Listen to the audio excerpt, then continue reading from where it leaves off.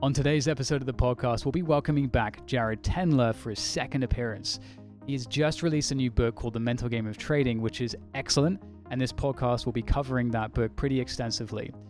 Now, if you're not familiar with Jared Tendler's work, he is a sports psychologist by trade with over 16 years experience coaching elite level athletes, and whether that's PGA golf players or traders or professional poker players and esports athletes, he has a wealth of experience and results.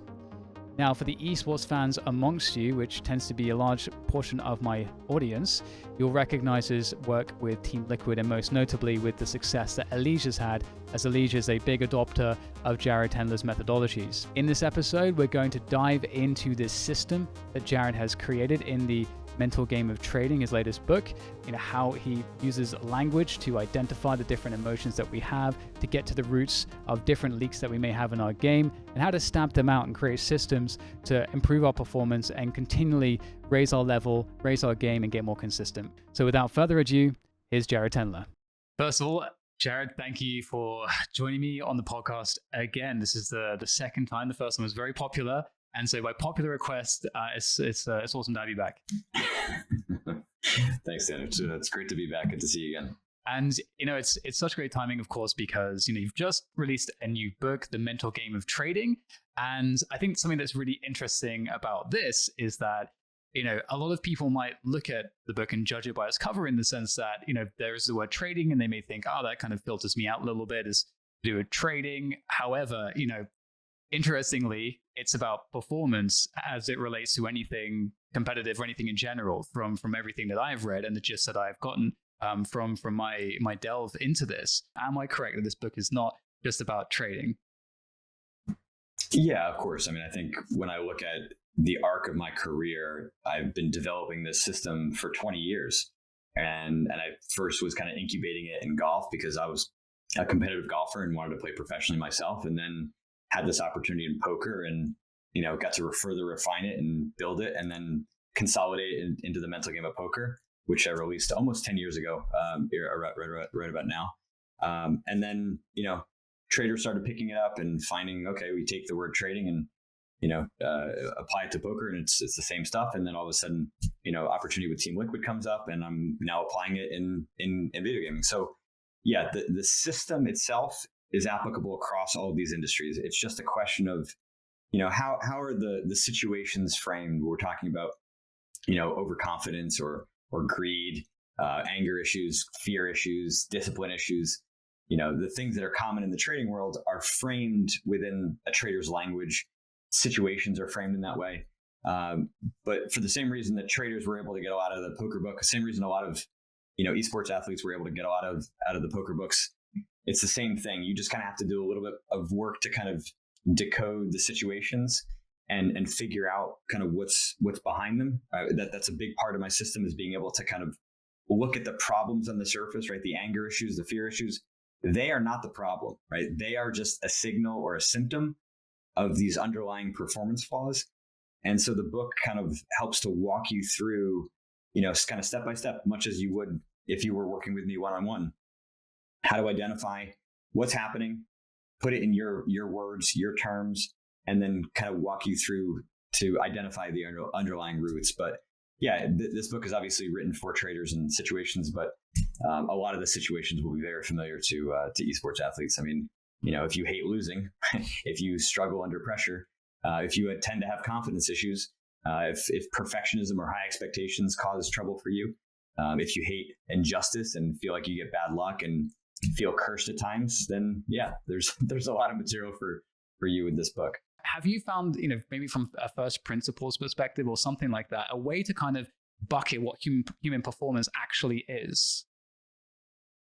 Yeah, I think the simple way to think about it is all about execution when it matters.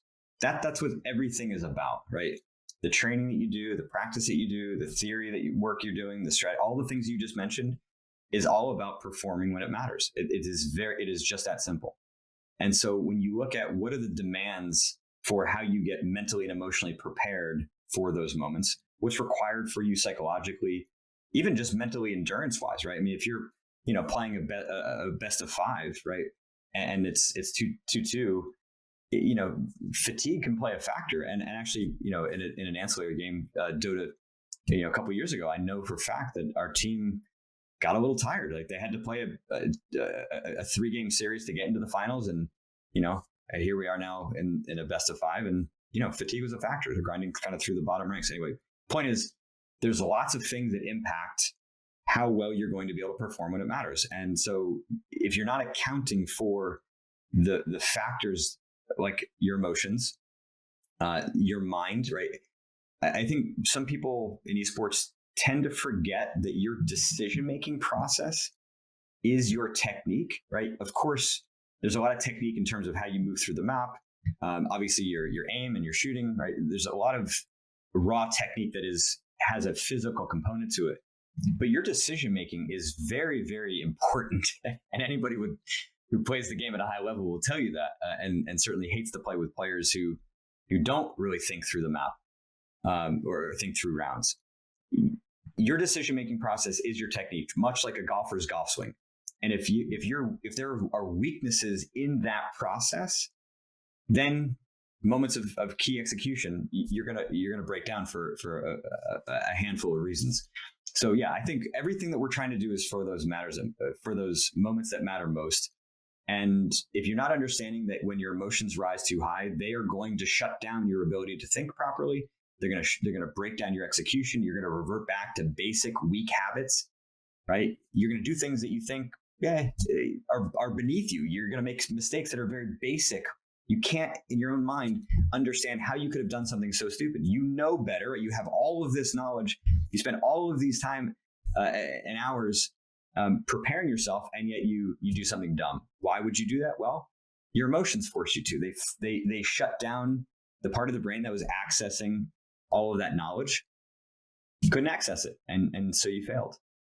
Okay, so with all of that said, one thing that I think is really interesting, and again, it's one of these areas that doesn't really get talked about too much, is this mystery of intuition. And I feel like I wasn't sure if I was going to use this quote because, but you have Albert Einstein behind you. And so that was a complete coincidence. But there's this quote that I pulled up from Albert Einstein, which is, "The intuitive mind is a sacred gift and the rational mind is a faithful servant.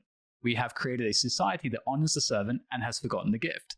There's this, once again, it's this interesting idea that there is this relationship between these two things, and intuition seems to be somewhat mysterious. And talking about emotion, as we'll go more and more into, of course, that feels like an intuitive process to most people. It feels like it's something that just happens, and it's something that you don't control. It comes up first, and it just kind of happens to you. So, do you have any thoughts on intuition in of itself? And I know that, for example, Daniel Kahneman with Thinking Fast and Slow, with those who are familiar with that book, amazing book, there's this already these examples that have been set forth as to how we can think about what intuition actually is. But again, someone who's obviously, this is deeply tied to performance, how do you perceive intuition here as well, and how important it is?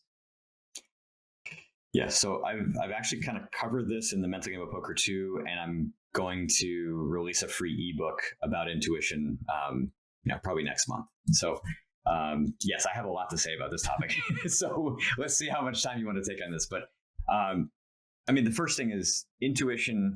I think by and large, people struggle with it because it's unknown, right? There's this kind of mysticism around it. You don't really know when it's right, when it's wrong, how to decode it in a sense.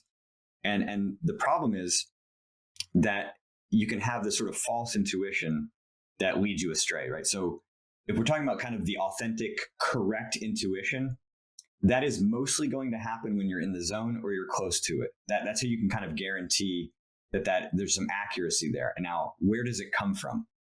There's some research that was done, I think like 20 plus years ago now, called the Iowa Gambling Task. And I'll give you kind of the basics of the research because I think it's super fascinating and will give you some context for what intuition is.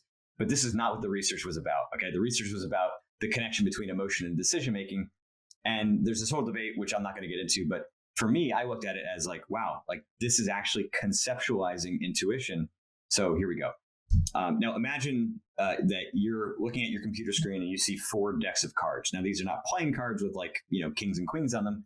These are cards that have dollar values. So you flip them over, you see plus $10, minus $5. Okay. You're given a hypothetical bankroll of $2,000. Researcher says you got to make as much money as you can. You make or lose money based on what you find on that card. Go. Okay. So you just start picking cards. And what do we find? Well, here's the thing. Number one, the decks are stacked. 2 of them are net positive over 10 cards, but they're small dollar values. So you make $10, you lose 8. The other 2 decks are net negative, and you're gonna and they're also higher dollar values. So you lose 100, make back 80.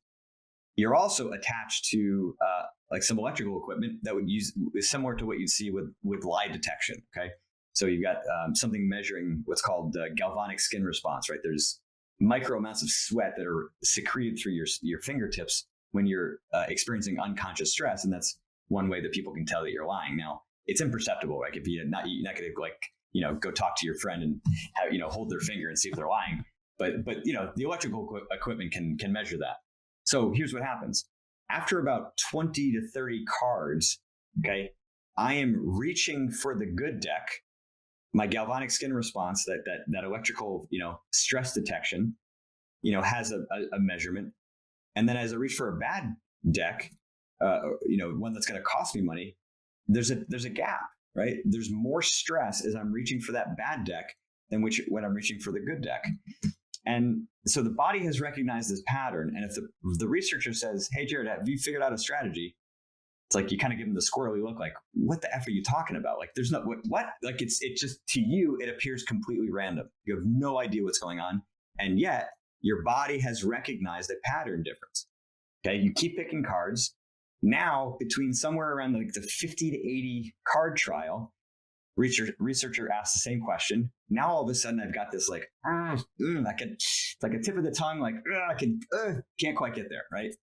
You have this hunch, you have this feeling about what's happening, but you can't quite articulate it yet.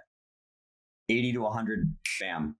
All right, dude, I figured it out. You got to pick from these decks of cards and then I'm money, quite literally. Okay. And then 100 to 120 is the see it to believe it phase, because now you don't believe your own intuition. Now you have to kind of get it wrong to prove that it's right. Okay. So here we have this unconscious data collection that is occurring below the level of our awareness. It's recognizing patterns that we can't understand intellectually yet. And that is the basis of intuition. When we're in the zone or close to it, it's like our mind is able to like dig deeper into this data pool and convert it into some kind of intuition. And to me, that's like the closest I've seen in terms of conceptualizing what the hell it is. But it's really, really important that we distinguish that from instinct. Okay. And as much as I love Kahneman, his book is brilliant. He gets this wrong, right? He calls what we just said instinct. And to me, instinct is the exact opposite. Okay. Instinct is the hardwiring. Instinct is unconscious competence, for those that know my book, right? Or know the adult learning model. It's the bedrock of knowledge that you have trained for years and years and years, and it's automatic. You don't even have to think about it. Okay. Obviously, there are elements of Counter-Strike that are this way. There are elements of your daily routine that are this way. And there's a lot of really good stuff in here that guides us, right? That is instinct. And now our instincts can sometimes fool us, right? Because they're old. So you have unconscious instinct, you have unconscious intuition. They're both coming from this place that's unknown. Intuition is brand new. It's so new, you can't even explain it. Okay. Instinct is so old, you can't explain it anymore. And there's this term called expert-induced amnesia, right? Where people who are incredibly skilled, pick your favorite Counter-Strike player. Okay. Now, if they're not a good coach, they are going to suck at coaching you because they've forgotten what it took to actually get to their level, right? They have this amnesia about all the dirty work that they did over the years, how they actually got there. There's a funny story. When I was learning golf, I was having trouble getting out of the bunker, out of the sand trap. And I went to a coach and he said, hey, you're taking too much sand.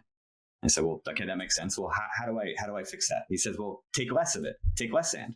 I'm like, well, how? Like, okay, thanks. I mean, that sounds pretty freaking obvious. Like, what? How? And he's like, well, I just think take less sand, and I take less sand. So obviously he was a terrible coach, and that's the problem, right? This expert induced amnesia, you have this instinct you can't fully articulate anymore. But the problem is instinct is old. Instinct is riddled with flaws because obviously there's much more evolved ways of performing. And so when you are performing at your worst, that is exposing all of the flaws in your instinct that, your emotions are kind of pulling you back down towards.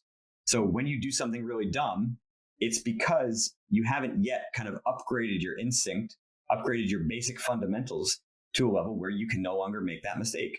And the reality is that, if you've been playing the game for a little while, right, there are things that you used to do that were dumb that you no longer do anymore. So you've already gone through the process. The problem is that, right, our expectations tend to kind of suppress like what we think we ought to do at any given time. And we forget that we actually do suck less in those moments. So to me, that's kind of the big differences between intuition and instinct. And, obviously we can kind of get into any, more details around this. But like I said, I've spent a lot of time thinking about this, so I can talk about it for hours. Oh man, yeah. It's kind of, man, it's almost as though I have to really avoid derailing us here from some of the original topics, because I definitely want to go through your book. I do have an extra question though about intuition, because again, for me, one of the things when I read Daniel Kahneman's book, and when I was also just generally thinking about this idea, understanding that performance pretty much comes from this idea of intuition. There's this base premise of people that haven't read Thinking Fast and Slow, which I think is applicable, which is just that there's almost two characters in the sense that you have the conscious mind, which is like, very low bandwidth, but is quite focused, and then you have the subconscious, effectively, mind, which is super high bandwidth, can take in loads of information, but you can't really consciously see what's going on. And to me, I'm thinking, well, when I look at pro players, just as you're saying, they can't articulate anything because it's all kind of in that hidden space. So unless they've actually learned how to be educators and communicators, they've learned how to break these ideas down into language and conceptualize them. Unless they have practice doing that, they're probably not going to be useful at all in coaching and so on, and being educators. And so I wondered, I thought to myself, okay, well, if we're learning, and effectively through the learning, as you described with the example in that study previously about emotion, intuition, and so on, is there a way to kind of code more efficiently expert intuition? And what is this idea of expert intuition? Because, for example, again, I saw this talk ages ago with Kahneman where they were saying, oh, you know so much about intuition, you must have really good intuition in these daily situations. And he's like, actually, no, because there's too many variables in life for me to really have better intuition than anybody else. That's not really the right way of thinking about it. But he said, but you have this idea of expert intuition, where if you're in if you're in a sport, we have very limited variables. I mean, there's still a lot of variables, but there's more systems of logic that we can apply to kind of guide us through the patterns that we see. And presumably that's how pro players make it. They could make any one of 100 decisions in any given spot. Do I move here or there? Like just even a single step they may take in the game. But they know immediately what the correct one is if they're an elite level player. And so the question is, is there a way in understanding intuition and instinct better to be more effective in a training approach to get to an elite level of expert intuition more quickly than just trying to kind of do the usual things people will do to practice? Yes. I think you're distinguishing between expert intuition and like general intuition is a good one. I think that's important to say that, my intuition in my general life is confined by my skill set, right, within that sphere. Okay. So I go watch, a kid's soccer game. I mean, I'm pretty good at understanding, kind of expert movement and physicality and things like that. Could I tell you, which kid is like the best soccer player? No, because I'm not a great soccer player. But watching kids play golf, then my intuition is going to be more accurate relative to the general population. My intuition when I'm coaching is razor sharp when it comes to spotting flaws. I am fantastic at spotting people's weaknesses. That's my sixth sense, which is, not one that anybody's going to make a movie about, but, for me, it's particularly useful. Especially makes me feel good. But the training, kind of component to this comes down to making sure that there's not this big gap between your weaknesses and your strengths, right? The wider that you have between your worst and your best, right? It becomes harder for you to continue to kind of access that intuition in real time in these matters that matter most. So, one of the things I see a lot, especially in scrims, is it's very hard, especially for pro players, but even, amateurs or aspiring, to put in their best effort when, everybody's just sort of phoned it in and it's just like, freaking free for all, right? If you can find a couple of key things that you typically do when you're performing poorly, because you're bored, because you're distracted, because you're tilted, doesn't effing matter. You make sure that you apply those in those moments, right? You have to suck less at those things when you're training because it moves the back end a little bit forward. And then you have more energy and space when you're actually going to go compete when it matters to be able to access that intuition a little bit easier. It's not something that people typically think about. They think, oh, okay, I need to practice really, really hard in order to kind of shape my ability to sort of see these things. Or, you mentioned confidence before. It's like, yeah, man, I need to be really confident in order to have that intuition flow. Well, yeah, no shit, but you don't need a lot of confidence for that. You need to just be at your best, right? And sometimes the players that have this big gap between their worst and their best, they need that momentum of confidence in order to be kind of in that sphere where the intuition is going to flow and be there. But the ones that are the most consistent, right? The EliGE's of the world, like the guys that, you talk about somebody who's really embraced my methodology in this regard. It's like, it's him. And I know he's talked about it, right? It's his C game, his worst is so flippin' strong. And if we look at the elites in any profession, right? They are head and shoulders above the ones just below them when they're at their worst. Tiger in his heyday, he was 2 shots at least better, maybe even 3 shots better. Worst to worst against the other top 50 in the world, easily 2 to 3 shots better when he was at their worst. Sorry, when he was at his worst versus when they were at their worst. Tiger, when he was at his best versus everybody else at their best, marginally better. So the big point here is, you get a lot of ability to progress and develop intuition when you suck less. And if you focus on that when you're training, you can kind of move that back end forward. And I think it's, you mentioned EliGE's, and of course, that's kind of how we got connected. And I think it's, I always at this point now use him as an example. I even asked him, I messaged him very recently. I was like, hey, have you read Jared's new book? And he's like, yeah, I'm already like, a few chapters in. I'm like, okay, cool. And this is the guy that he's already great. He's already arguably the best in North America and has been for a long time. And he's worked with me for 4 years. Exactly. It's not like he doesn't know what I'm going to say. I mean, but yet he's going to read a 300-page book about it. Exactly. And that's it's interesting to me because, and I'll always say this, like if you have to sit down and be honest with yourself. If you truly care about winning, then you have to care about finding every edge. And to find every edge, you have to be really honest with yourself. And it is surprising the amount of pro players that I speak to that don't. I ask them about the mental game, and they often will say or discard it and say, oh yeah, I know how, I know how I work. They'll just kind of discard that it's a thing that they can delve into. And I feel like it's such a loss because there is so much. And we're about to get into that now. So first of all, you mentioned the C game, and this and a quick refresher for people. It's effectively like, I mean, I don't know if you got this from the idea of poker, actually, like putting an opponent on a range of hands, but the idea that you have a performance range. And what I really love about this idea is that you can kind of accept that this is just who you are. You are a person playing this game, and this is your range. And it's not that you can be more or less confident. You're going to be somewhere in that range.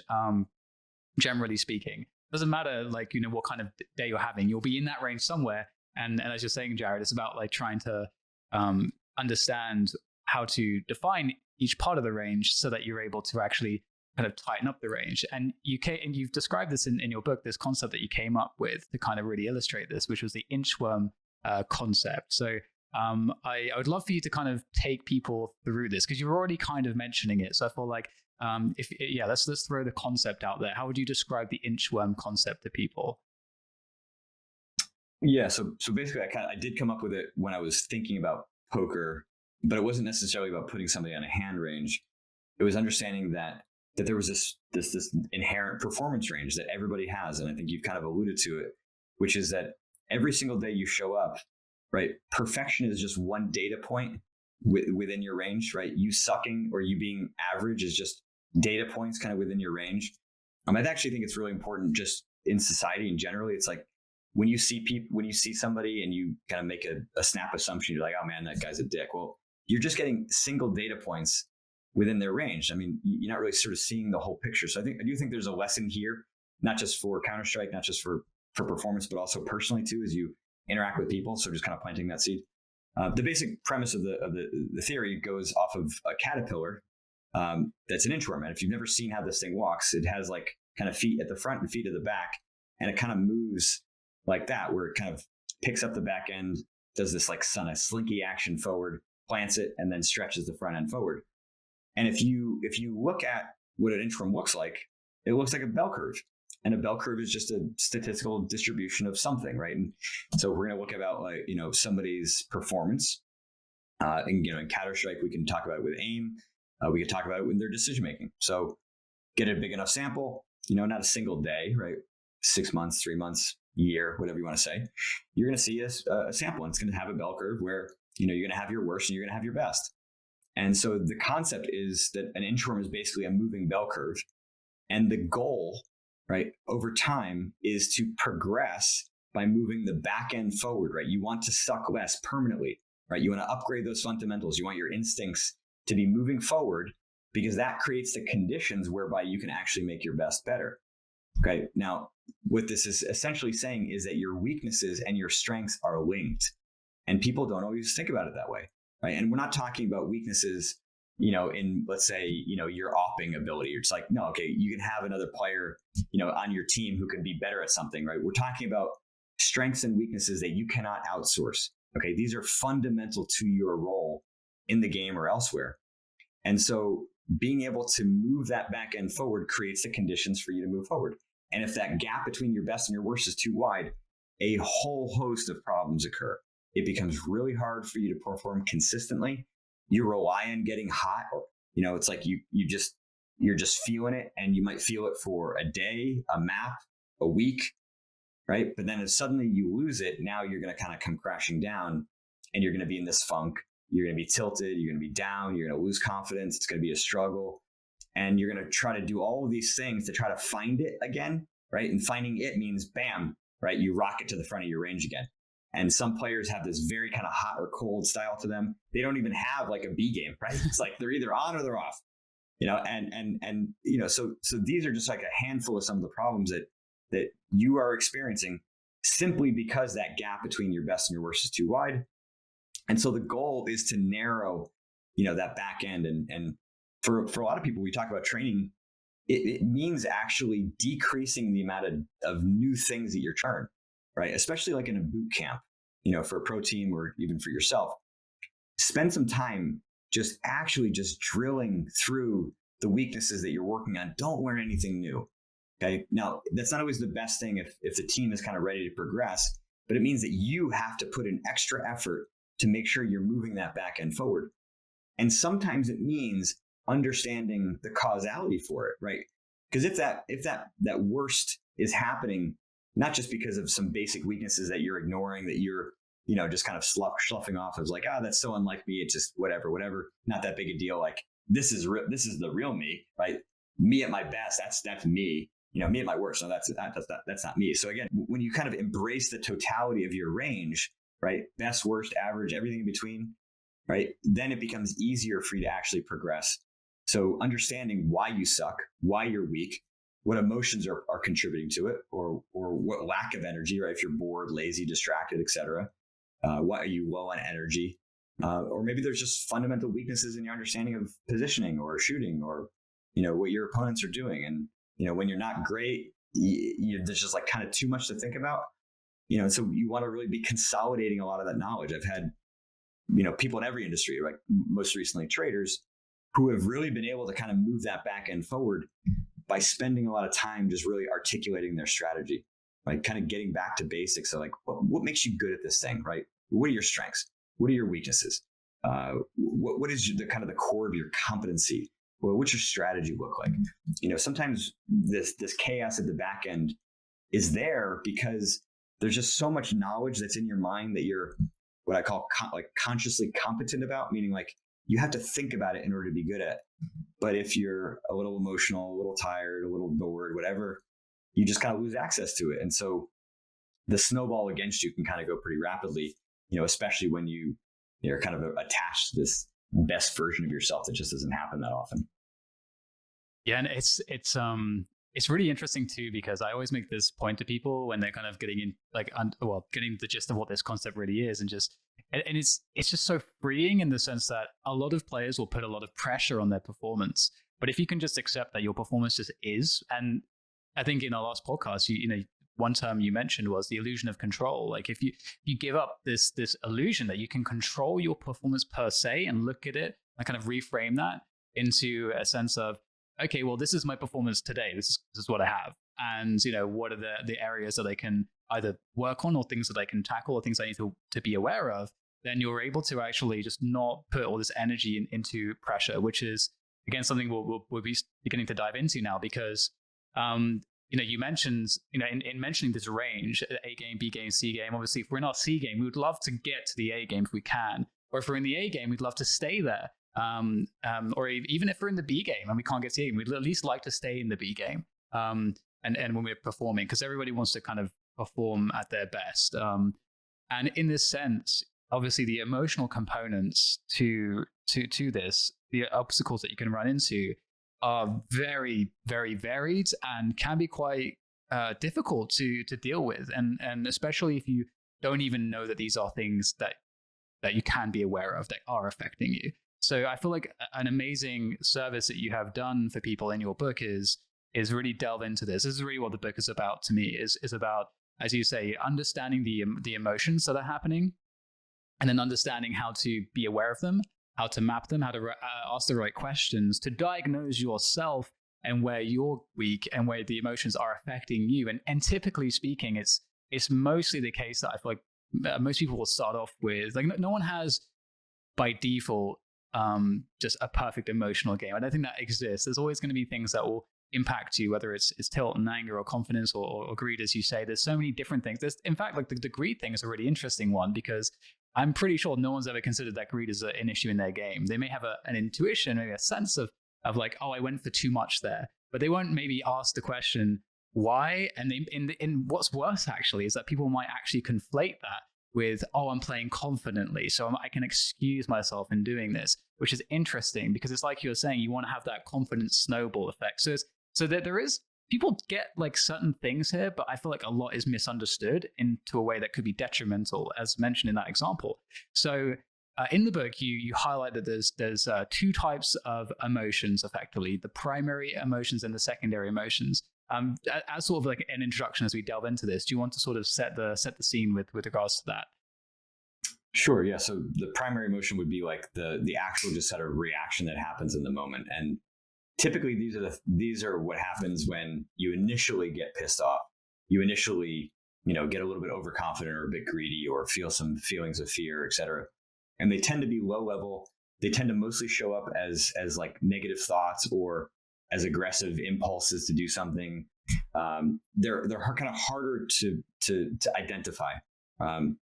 The secondary emotion is what happens after you're aware that you're pissed off, or that you sort of sense that you are, and now you start kind of having these negative thoughts on top of the negative thoughts, or you start having anger because you're already starting to get pissed off, and it's sort of basically snowballing. I mean, that's essentially kind of what's occurring, and it's really, really important that we distinguish those two things, because typically when you look at the psychological material that exists, maybe less so in esports, but generally in sports psychology, sometimes even within general therapy or psychology, we look at the negative thoughts that occur, or we look at these doubts that you might have when there's anxiety, or some low confidence or some overconfidence, thoughts of procrastination, whatever, right? we look at the negative thought as the problem. And really the negative thought is just sort of ancillary to the problem. It's like a symptom of that initial emotional reaction, that initial kind of charge. And so then we kind of go to battle trying to correct our thoughts, or we try to go to battle trying to correct our emotions.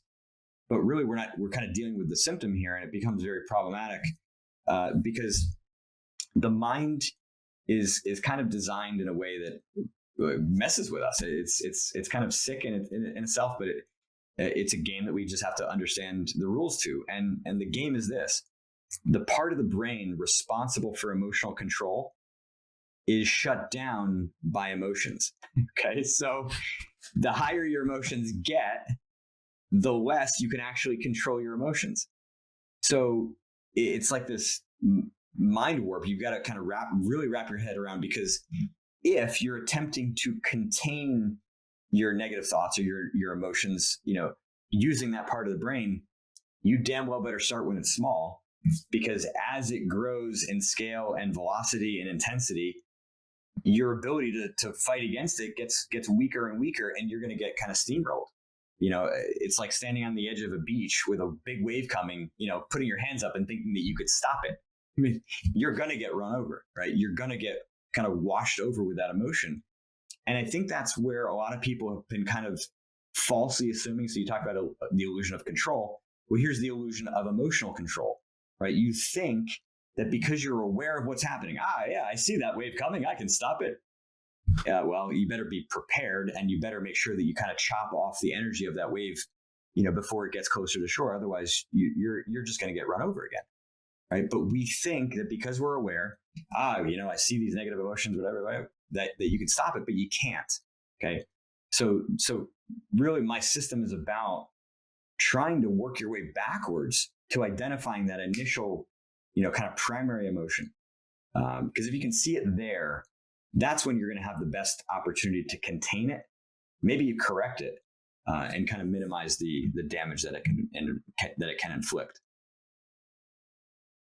Yeah, and it's interesting too, because you're talking about how even like these emotional patterns that tend to happen can be so linked into your performance, and it can be impacting you in a way that's just pretty insane. We almost take it for granted, like it's almost invisible, that it's like connected to a bad performance, that maybe we're getting like really overloaded, and we think that we just need to instead understand more things about the situation, and then we'll become in that way able to deal with that overloaded feeling. But in reality, that's not the case. It's actually like a completely different. I forget the specific example you use in the book, but it's actually a change in the approach which will help you in processing information as opposed to something else. So yeah, you can't solve an emotional problem with more technical knowledge, right? These are, as you're saying, they're two separate things, and it's super common. I mean, listen, as a golfer wanting to play professionally, I wish that I could kind of outwork my emotional problems, right, by just hitting balls in the range and putting and working my ass off to just get better and better. And I wish that was the solution. It would be a heck of a lot easier. Right? I actually would like to be put out of a job and go do, I'm not saying do something else. I'm just saying, I would like for this not to be this big of a problem. But it is. And you can't outrun it with better technique. And when we look at like the best players, right, they have an understanding about the intersection between, okay, here's this progression that I want to be having mentally and emotionally, because at the tip end of it, right, or the front end of it, right, like being at your absolute best is like, okay, how do I actually get in the zone more consistently, right? You cannot be at your best all the time. That's functionally impossible, right? Because we want your best to continually be moving forward, right? We want that thing to be progressing. So you're trying to hit a moving target. Impossible simply for that reason. Okay, your best gets better. But we want to have an understanding of the factors that produce it. So at a bare minimum, you should be looking to understand how to get in the zone more, because when you're in the zone, you have access to the entirety of your skill set, including that unconscious data, right? The farther you fall from that point, the less access you have to your skill set. So you cannot perform as well, period. Okay. Now you have to start adjusting and working around and kind of like limping around the map, trying to protect from having your weaknesses get exposed, which is a skill set in itself. Okay. But at the end of the day, if you don't understand your weaknesses, well, you're basically putting yourself at risk because they're going to get exposed at some point. It's a question of whether you know them and whether you have the ability to manage, protect them, and work around them. And it reminds me too, because we mentioned previously how I was saying how it's crazy to me that some players think that they kind of have it figured out. And I feel like there's so many things here where it does feel quite personal, and it does feel like we can say, I've figured it out. And one example again from the book that you use is the idea that, wow, we may have these emotional issues and we think that we've solved them because we're getting frustrated. Okay, we walk away for a little bit, and we're feeling now no longer frustrated. We've created distance between us and those feelings. So you feel like, that's just a part of me. That's my identity to an extent. That's my response. I know how to manage that response. And now I no longer feel that way. So I've solved that problem. And it's interesting how, again, this is something that needs to be questioned in that sense, because again, it's like the triggers still exist there, and the things that, leading to those feelings in the first place.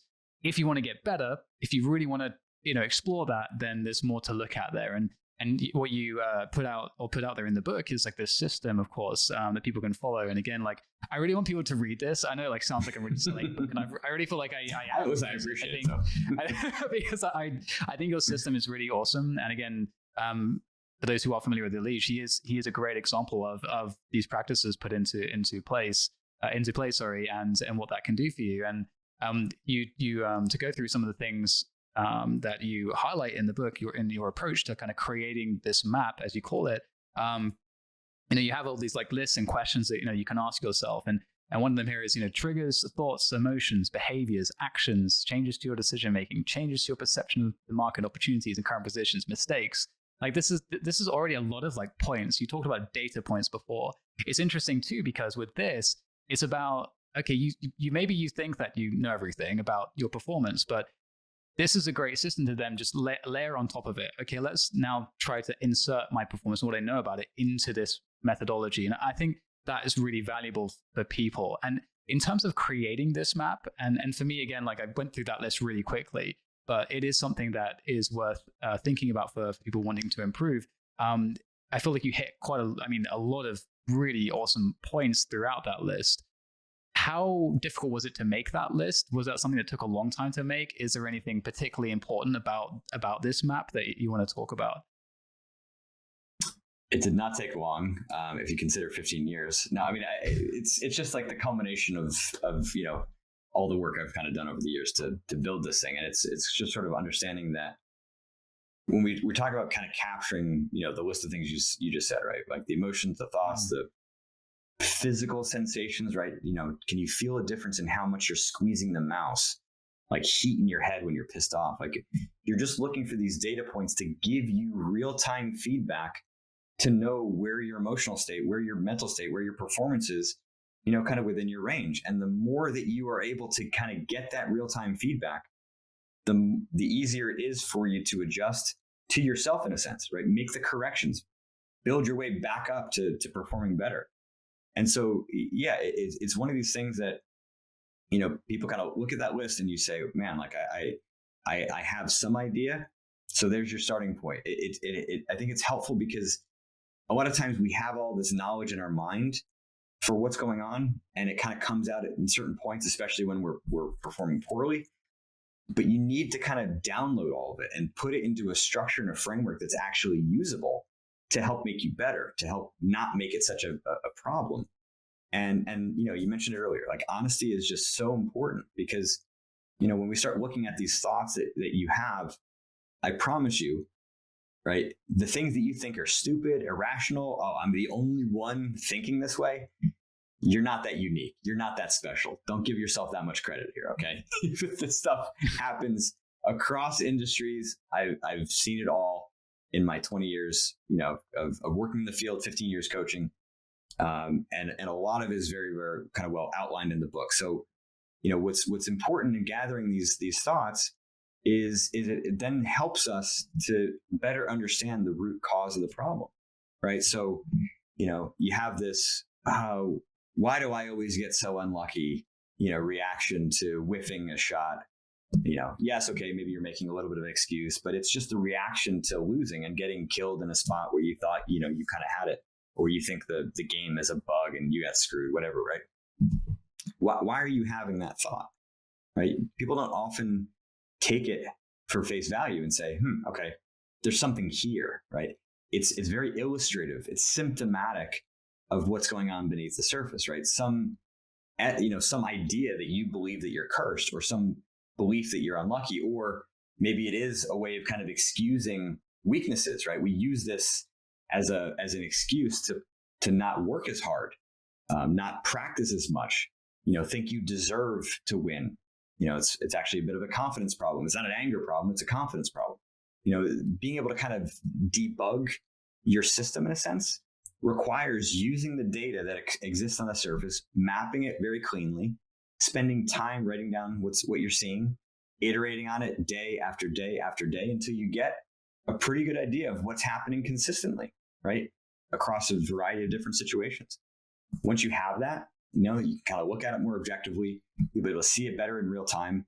You'll be able to figure out what's going on beneath the surface. You'll then be able to identify what's flawed and how to correct it, and start injecting that correction into those key moments so you actually can kind of progress yourself in. It's easy to say, be mentally tougher, don't tilt, handle the pressure better, be calmer, be more kind of stoic and poised or whatever.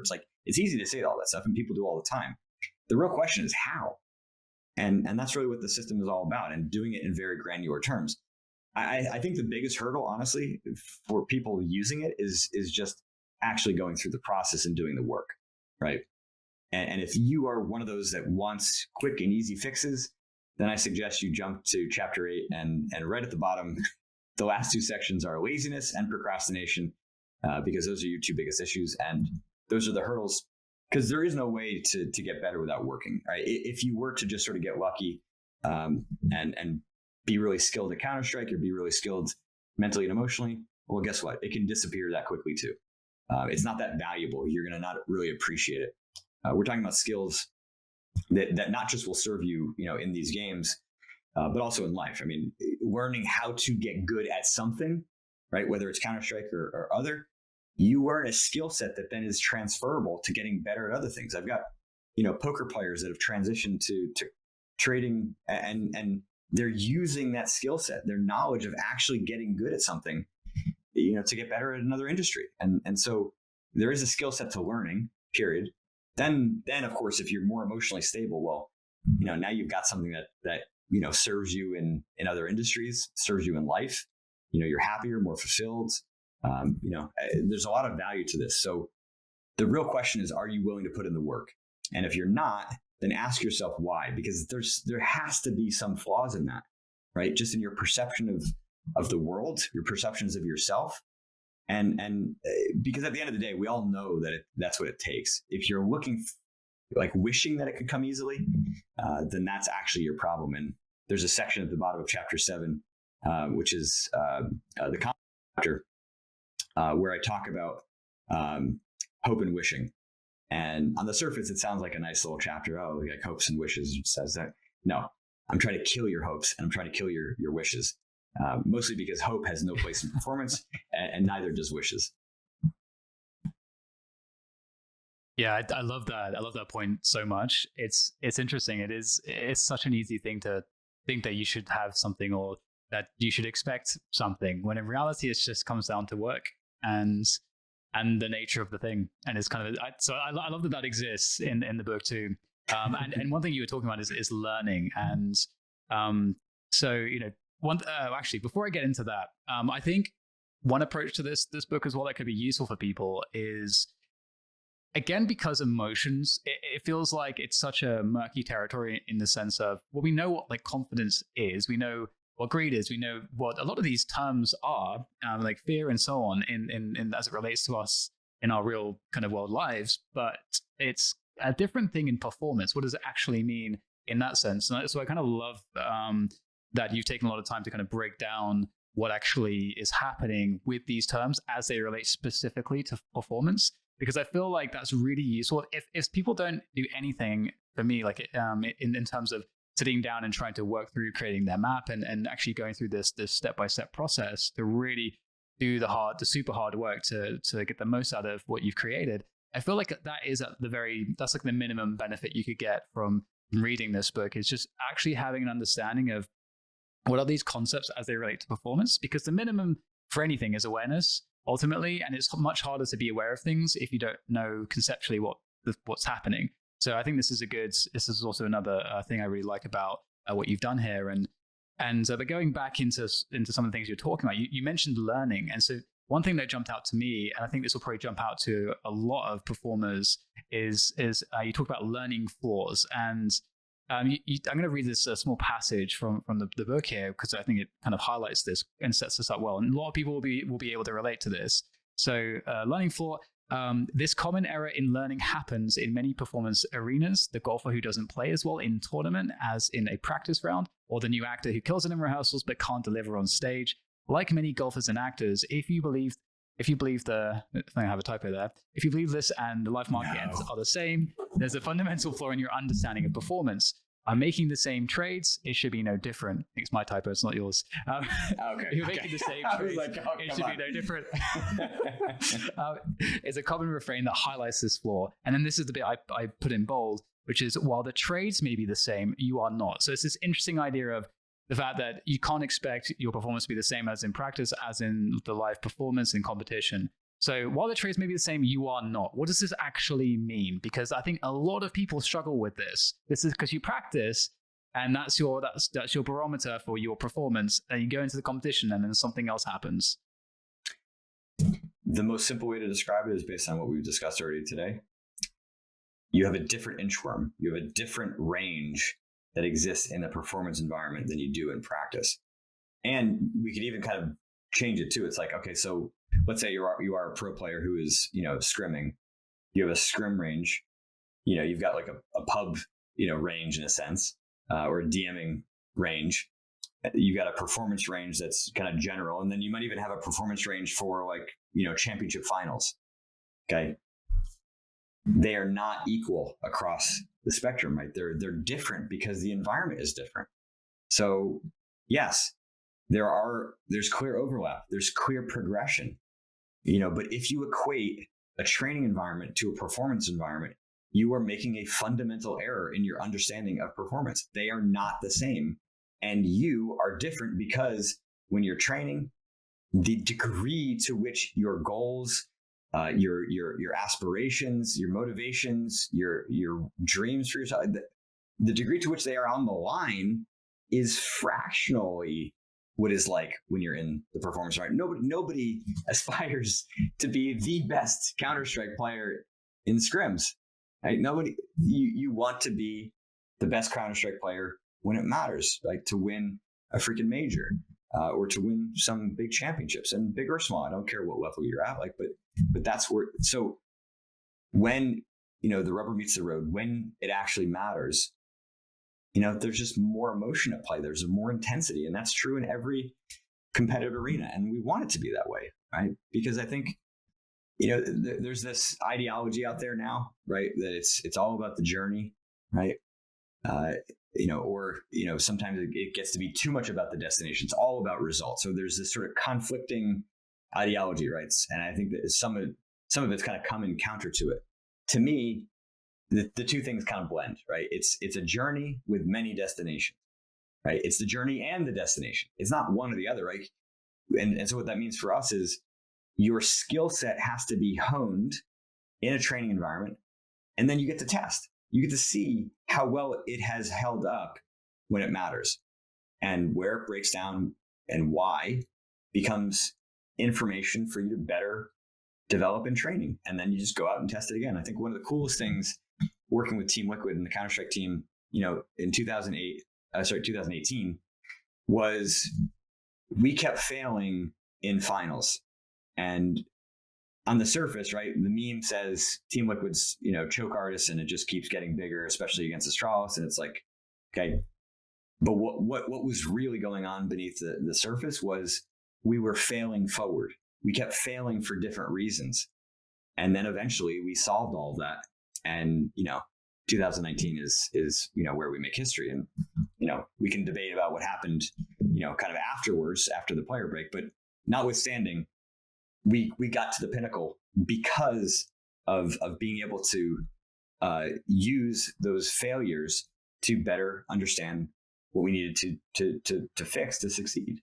And so, but there was no equating, right? There was no equating of that training environment and guaranteeing that meant we were going to win when it mattered most. Those two things are not the same. They're fundamentally different. And it's something that I think is again, this is really cool for me personally, somebody who's done a lot of competing, just to see some of these things kind of written on the page. And one thing that I think is interesting too, that you describe when you're talking about this is how the dialed up nerves, like one of the things you write is the dialed up nerves increase your ability to sense and perceive the environment thanks to your nervous system, and you're absorbing more data than usual. And this kind of fuels the zone and the high level intuition. And that sounds really good. That's a really positive a look at the nerves. And the nerves can come because of the pressure and because of some of these things that might actually also be very negative for a lot of people. And so that's when you start to draw the additional point, which is that if the nerves become too difficult for you to handle, then secondary anxiety starts to accumulate. And this is when there's a drop in performance. So in terms of, that whole element, do you feel like solving that comes from a lot of this kind of conscious work, or do you need to have a lot of reps in this live environment? How helpful do you think, how beneficial it is to dealing with pressure and so on? Is it to have this system and this awareness that you're helping to kind of have athletes, or to give to athletes with this system? Yeah, I mean, obviously it is very important. I mean, I think we look at kind of like the layers of like what could be impactful, because everybody's sort of at a different place. So the most basic kind of way of getting better at this is just understanding that the feeling that you have, like the emotion, the nerves that you experience in a performance environment, if you're there for the first time, or it's just a big moment, right? You feel that energy, you feel the adrenaline, right? That as we're kind of quoting, it's like it is there to serve you in those ways. And if you can understand that conceptually, and that helps you kind of get over that hump, because you're just kind of recontextualizing the impact of the meaning that these, sort of sensations that are new have, then that could be just a simple answer to it, right? Because at a basic level, nerves can just be a distraction, right? They kind of force your perspective and force your attention kind of inward. They would be no different than me saying, hey, focus on how your ass feels in your chair right now, and keep doing that. Like really focus on that feeling, while you're listening to me talk, and make sure you keep focusing on that, but hear me. It's like, you kind of go through this, like, kind of alternating points of focus. You're like, but Jared, it's like you're kind of going back and forth. You're not staying totally focused, right? And that's what happens, right? When you're feeling a lot of nerves, it's like they draw your attention inward. If you can just remind yourself, like, nope, this is not consequential to my performance unless it's going to help me, right? Because I'm absorbing more data and I can, make some high level intuition, et cetera, et cetera. It's not going to damage me. This was huge for me to understand as a competitive golfer. I got to the point where, sort of after my choking and, struggles, realizing that, like, quite literally my hand shaking trying to hit a putt didn't matter. I mean, I made a 4-foot putt that was massive for me in this one tournament. My hands were literally shaking. I stepped back, collected myself, and said, okay, it doesn't matter. It doesn't matter. I got up there and nailed it. And because it didn't matter, I knew that my body would take over, and actually my hand shaking didn't actually change my technique. So that's like kind of the most basic level that we can kind of begin working through the fear. The next layer, which is, a bit more complicated, starts to look at, okay, well, what if you can think that way? You maybe even train yourself to think that way, but there's still these bigger doubts, this more second guessing, this overthinking, the not trusting your gut, really thinking negatively that kind of occurs, typically when we're struggling under pressure. What if that stuff is uncontrollable? Then that means we need to look more closely at your map. We've got to analyze your thoughts. We've got to analyze the situations that are causing these kind of bigger spikes in fear. Maybe it's a fear of failure. Maybe it's a fear of losing, fear of mistakes. Those are common ones. And we have to understand what are the flaws kind of beneath the surface, because that's ultimately what has to get corrected. It's not that you don't understand that these nerves are beneficial. It's that there's something else going on that's just kind of annihilating that knowledge and, not really allowing you to perform your best. It's amazing how some of this work can can really help when you practice, because like I have a somewhat of a similar experience maybe like a year ago or so, when I returned to competition for a time, and I was in this big tournament, and we were playing this match, and it was a super close match against a really hard team, like one of the top teams, and things were not going well. And as a part of a team, I had this sense of like, I feel like I have to do more than I can, and I feel like it might not be enough. And I'm starting to have like all these negative feelings, because I felt like things were slipping away, but but there's nothing that I could have done really differently to help that. And I started to realize that this was like a pattern that I have, where, you know, when things get really, really, really hard, sometimes I'm aware that oh shit, you're losing, and I'm almost wanting to have internalized this feeling that I'm losing, to almost prepare myself for it. It's very like all these weird thoughts start happening, and then I realized that actually, you know, you don't actually know. Like, you just have one, you know, you have one perspective of many here, and like all you can do is actually just like play by play and make your best decisions. And I know that I should always do that, but it's having that extra work, having done that extra work previously to kind of notice some of these patterns, to realize that actually there's a little bit more work I had to do there. It's not just as simple as, goes back to your point earlier, where it's like,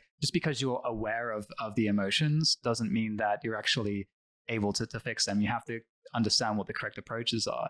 And we managed to like actually win that match. And I was like, holy shit, that was like a big moment, because I'm like, this has historically been an issue for me, because it's this control thing. I need to control. I need to have control, and I couldn't. And so it's just this horrible issue that I had there. But yeah, that was really helpful. And it's amazing, because you are competent enough to do these things, but then your mind steps in and kind of creates a world where you'll fail if you don't get a grip of it. So it's really interesting when you really get into all this stuff. And speaking of some of these more complex situations, I want to dial it back into some of the things that you said before, because I would love to highlight a few of the emotions that people, so that people who are listening, who maybe even don't decide to go and read your material, at least get more of a sense of what's going on with these emotions. And I think I want to first start with confidence, because we talked previously how elite players say Counter-Strike is a confidence game, but what is confidence in a performance sense? Can you like talk about confidence?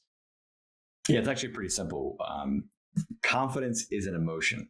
Okay, so we have to first make sure that is clear. Confidence is not skill. Confidence is not something solid. Confidence can flicker up and down, you know, much like anxiety or anger can be kind of turned off and on very quickly. Our emotions move very, very rapidly. Sometimes they stay around for a long time. Okay. But if you resolve something, get at the heart of it, just like you described yourself doing, it can have an immediate, like, functional change in your emotional state. So confidence is an emotion, and it is the emotion that reflects our perception of our skill. Okay. Not our actual skill. Like, that would be ideal. Okay. We'd have no confidence problems if our confidence accurately reflected our skill. The problem is it's hard to know exactly what your skill is, right? And it's complicated in terms of, you know, the different nuances of, you know, your actual kind of skills within Counter-Strike and all the different responsibilities that you have, and et cetera. So you have this skill, and then we have this perception of it, which can be wrong in the positive sense. Like, you can get overconfident. You can think your skill is too big relative to what it actually is. And then you could be wrong in the negative sense in terms of underthinking, under-evaluating, you know, how good you actually are. And there's a term called the Dunning-Kruger effect, which I think is probably most apt for Counter-Strike. And the Dunning-Kruger effect it basically says there's sort of two sides to this, right? So on the one hand, you have people who are so underskilled that they don't even know how bad they are. Okay. This is the prototypical fish in poker, right? Right. The you know, the old adage of, if you sit down to a table to play and you don't know who the weak player is, it's yours truly. That's what we're talking about here, right? You don't know that you suck. And so you falsely assume that you're actually good because you don't have the skill to evaluate how good you are. And, you know, another example would be the people that go on American Idol and, I mean, are just god awful. And it's because they are so incompetent that they don't have the ability to properly assess their skill set. So that's one side. Then the other side is people who are so incredibly skilled, but they falsely assume that everybody else knows what they know. And so they undervalue their skill set because they're like, well, everybody can do that. Everybody can make that shot. Everybody could, kind of know how to position themselves in that spot. And, sure, maybe lots of people do, but it's not that ubiquitous. And so you're undervaluing your skill set, as a result of it. So that's kind of just like the basics of what confidence is. And again, right, these performance flaws become the thing that produce the overconfidence, produce the lack of confidence. And sometimes it's like a singular flaw, like, for example, black or white thinking, right? We talked earlier about, somebody who tends to be very hot or cold. If you have that flaw where you are very polarizing in your language, and obviously I know nobody listening to this podcast is polarizing in their language, right? And thinking somebody sucks or is God doesn't happen. But, we'll just assume that maybe some of you have.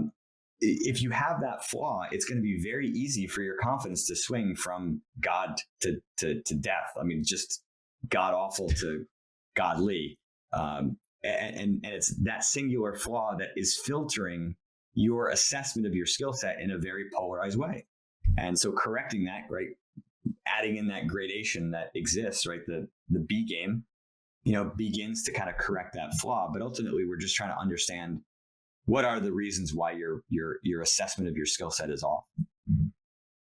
It's such an interesting one, because again, one thing that I was like looking at because when I was reading through all of this and listening to you as well, there's just so many things like I've experienced that, I've experienced that, like so many of these things, and it's so interesting. Like, for example, I'm just gonna read some of the things I pulled from the fear category.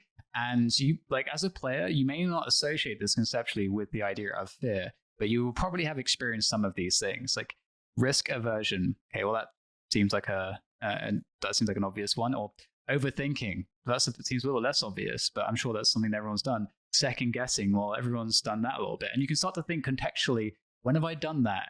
Because and it's usually been like a feedback, because a few things haven't worked, but then you're being outcome oriented, and then if you start like going down that trail of thinking, you you'll be able to like highlight that now when you next are second guessing, because you've read some of this material, you've thought about it a bit, and you can start to do that process. Or this next one, like not trusting your gut, or negative future.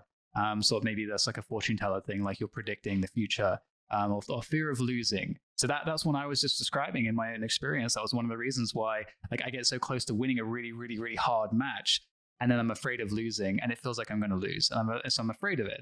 And so there you go. So that's one thing I just described. Or like pain of losing. It can be a lot of these things attached to unrealized gains.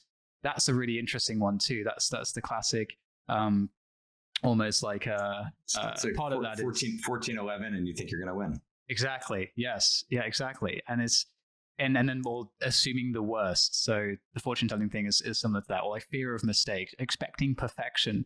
That's a really interesting one too, because that's also another hugely flawed part of thinking, but interesting, expecting perfection, how that fits under this fear category. So there's like so many things I feel like I can relate to pretty much every single one of these categories at some point in my performances, but just sort of seeing them written down. And then of course there's the beaten dog syndrome, which I thought that stood out to me. So this is really interesting too. So I'll read out this one for those that aren't familiar with this idea, as I was not. Beaten dog syndrome. Fear of mistakes can develop from a long period of being intensely self-critical. Fear is not the starting point of this problem, or rather self-criticism inflicts sustained pain, and over time you develop fear as a way to avoid it. This is akin to a dog that its owner regularly beats. Really interesting one, because we talked about before, we were mentioning like patterns. You were talking about that example emotionally, you get this like pattern, and you're kind of training your intuition in a sense. And this is like a negative version of that, where like, I remember on our last podcast, I was talking about inner narratives or something. And I was like relating that to slumping.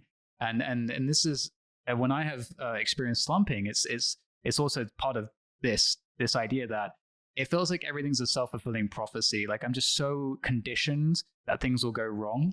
And it's hard to put that into perspective. And I think poker actually largely helped me to put some of those ideas into perspective, because it started to make me aware of this idea of outcome orientedness. And that in of itself, as well as, outcome oriented thinking is a really important thing to understand to keep ourselves honest. And there's a lot more here as well. So it's like, it's crazy to me that all of this fits under the emotion of fear, because conceptually that's quite easy to grasp, but to see it in a bit more detail and how layered it can be is really elucidating.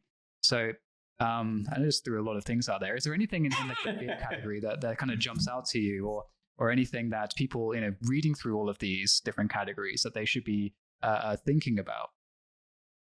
Yeah, I mean, I think your point earlier in the conversation about how, kind of the basic level of, kind of interfacing with the material is, hey, just read the intro, first couple sections of each chapter just to understand conceptually what the heck we're talking about, right? And the same thing is true with fear, right? Because fear ultimately is a signal for uncertainty, right? Now, it turns into fear when we've got these performance flaws that takes uncertainty as a threat and blows it up into something bigger, okay? And uncertainty is a broad category, right? But that's what we're trying to talk about at a basic level. And, as you kind of work through the different layers of this, it will feel in the short term like it's getting more complicated, okay? But the goal is to take, kind of what's happening on the surface and really kind of bring it into clear terms.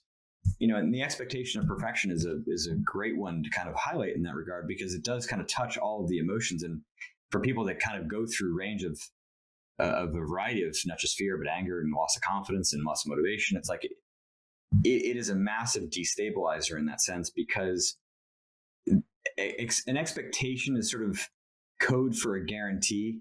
And like we said before, right, you can't guarantee perfection. You can only aspire to it at certain times within your existing range. You're going to hit it, but then once you hit it, well, then it moves, right? And so you've expanded your capacity. Now the definition of perfection moves.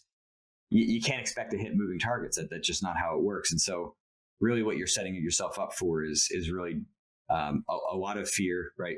Because you're nervous that you can't hit that expectation. And if you can't hit that expectation, well, then you're going to beat yourself senseless. And then if you beat yourself senseless, then it's going to affect your confidence. And then if it affects your confidence, well, then now my motivation to work hard is not going to be as strong, because, well, I just worked really, really hard and all I got was a punch in the face. So why try, right? But then you stop trying for a little bit, but then you get excited. You're like, oh, now I figured it out, and you get going again, and nope. But the fear kind of trips you up, and then you get pissed off, and then it's like the cycle just continues, and it all kind of comes down to that expectation of perfection. And that's just one example of many, but you can sort of see how on the surface it can be very complicated, but as you work yourself through and find yourself, in these chapters, in these sections, and are able to kind of pinpoint, like, yes, that is the flaw, or these are the clusters of flaws. It gets everything more simple, right? There's lots and lots of ways that people can experience these problems. And so on the surface, it feels overwhelming. But as you dig down, there's just like a limited number. I mean, I've highlighted like the 30 most common flaws that exist across, the trading world. And, of course, they exist in poker and esports and golf as well. But, there's 30, right? 5 major emotions, 5 major kind of big topics, 30 performance flaws roughly that operate, but, kind of infinite diversity at the surface. And I will say too, right, I've worked with clients on pretty much every continent except for Antarctica, 45 countries, every different industry, lots of different cultures, men, women, 16, 18-year-olds to, 70, 80-year-olds. And, what's nice is that we're dealing with these very, very common cross-cultural, cross-gender, cross-experiential kinds of topics that, just again, make things more simple, because they're things that we all experience, and they're just sort of part of our nature, but they don't have to be. Like, these are things that we can kind of solve and eventually kind of move beyond. It is honestly such a great book, because it just covers, as I mentioned at the start of the podcast, it covers this mysterious world that is extremely crucial to understand, and should be tackled as people improve through that process. But so many players get to the elite level almost brute forcing their way through a lot of these things and just putting the hours in. And you can get a lot of these hours back if you're not at that level yet, and you're practicing just by being aware of these things. You'll probably be able to like skip ahead a lot, and that's going to be very helpful. So I guess I want to be respectful of your time. Thank you so much, Jared. This is an incredible the piece of work that you've put out there to help people improve their performance. Is there anything, any closing thoughts on the book and people, if they're picking it up for the first time, anything that you'd like to tell them or think that they should know? Yeah, I think just to be somewhat aspirational and not let, kind of the darker times, derail you, right? Like you're going to go through ups and downs. That's just inherent in the process. There's going to be times where you think you find it. There's going to be times where you think you're done and you're never going to get there. But I promise if you keep at it, it's actually really hard not to progress if you do the work. And the work, again, you can kind of start small. I think Dan said it very well earlier, like just make yourself more aware and just begin getting some of these data points. It will start to shape your perspective. You'll automatically, right, that intuition will start kind of gathering data in that way, and things will eventually start to kind of bubble up, and you'll have some kind of aha moments, and those aha moments will then kind of lead you along the direction. I think it's easy to sort of feel, kind of hopeless at times. It's easy to feel like you've kind of figured it out at times. Don't let either one of those deter you from the consistency that's really required. But it doesn't mean that it has to be hard. It doesn't mean that you have to dedicate, hours of your time every single day to be able to kind of master and get a handle of this. It can be something that you're working on for a long period of time. I mean, if you're a professional and you need to get answers quickly, then yeah, you got to do more work. If you're, an amateur and you want to get better at Counter-Strike, but you can see how this applies to your life, then make it something that's, kind of a longer term project, something that you're going to kind of develop as a skill, right? Like, kind of learning how to fish, right? Not, kind of expecting to read the book and just get a piece of fish that, you can kind of eat today and that's it, right? It really is a skill set in itself and something that can serve you for a long time if you kind of engage with it for that. So you're welcome to kind of come to my website, jaredtendler.com. I've got downloadable worksheets that you can use and, things that can kind of help you make the most of the material. That is awesome. I was just about to plug your website, but you already did it, which is great. The other thing I was going to mention is, you mentioned that you're going to be making an ebook about intuition, and that sounds really exciting because I'm pretty obsessed by this whole category. Is there any more information about that, or like when exactly you're planning to drop it, or is it sometime in the next couple of months people should be looking out? Yeah. I mean, I think goal is kind of end of June for that. So, if you want to kind of be first to be notified, just come to the website, just sign up for the newsletter. And that'll make sure you'll kind of get tuned into it. I may end up doing one just for traders and then one kind of general, kind of a white label generic, intuition, in performance, non-trading. I'm not sure yet, but again, it's kind of the bonus, make it easier to comprehend intuition outside of trading. But if you're fine getting the trading version, I think end of June is probably likely, and then the rest of the white labeled version will probably come not that soon after, but kind of grinding through that and kind of pretty close to finalizing it, and then just it takes a while. I mean, it took me 3 years to write the book, so it's been about 3 months to write this. It's only about 15-20 pages in terms of content, right? It's not a lot. It was basically intuition was a topic that I just I was so pained to not be able to include in the book. There's a couple mentions of it in the fear chapter, not trusting your gut and things like that. But yeah, there's just a lot of content I've kind of alluded to a chunk of it today that just had to get cut. It just didn't fit. And so I wasn't going to let it kind of just sit. So kind of repurposing it and here we go. Well, I'm really excited about that. Super glad to hear that. And I'm looking forward to reading it. And thank you so much for joining me again. It's such a delight to kind of sit down and talk with you and get your thoughts on some of these concepts. I hope that the people listening I feel like, in fact, I don't hope, I'm pretty confident that people listening to this will have learned something new about themselves, or will be more aware, and it will help them in that sense if they don't even go out and buy the book. So super grateful to have you on as always, and maybe I'll hit you up once that intuition ebook is out there to get more thoughts on that, so we can talk about that too. Sounds awesome, Dan. Listen, I appreciate your time and thoughtfulness with it, and kind of really kind of diving into the material. It was a fun interview to give, and I appreciate that. And I will mention one last thing because it's kind of fun. I did just launch the ability for people to buy the book using crypto. So I know it's kind of a bigger thing, out these days, but you can go to the website and kind of check out. There's an option to pay with that. So anyway, if you're sitting on some profit, and you want to make it usable, then there you go. Sweet. All right. Thank you so much, Jared. It was a pleasure. Awesome. Take care.